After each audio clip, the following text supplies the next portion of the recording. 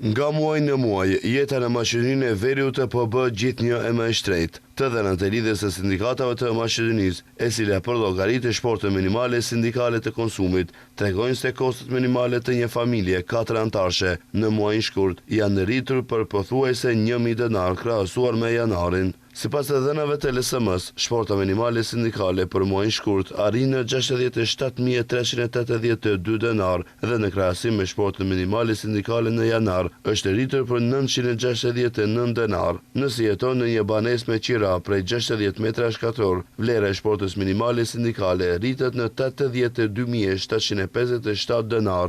Rritje prej pothuajse 1.000 denarësh ka edhe në pjesën e ushqimit, nëse për janarin nevojitishin minimum 24.211 denar, në shkurt për të njëjtin qëllim janë dashur 25.156 denar.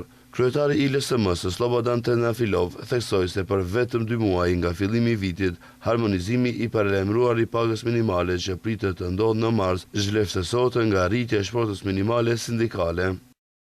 За 2 месеци од почетокот на годината веќе Për 2 muaj, një familje është më e varfër për 2.000 denar, për 24 muaj, pra aq sa refuzuan të rrisin pagën minimale, vlera e shportës minimale sindikale është rritur për më shumë se 10.000 denar dhe për këtë arsye, në vend se të përplasen mbi kurrizin e punëtorëve, partitë politike duhet të qëndrojnë me ta të miratojnë pagën minimale që duhet të jetë 600 euro dhe të rrisin pagat e tjera për të paktën 6.000 denar.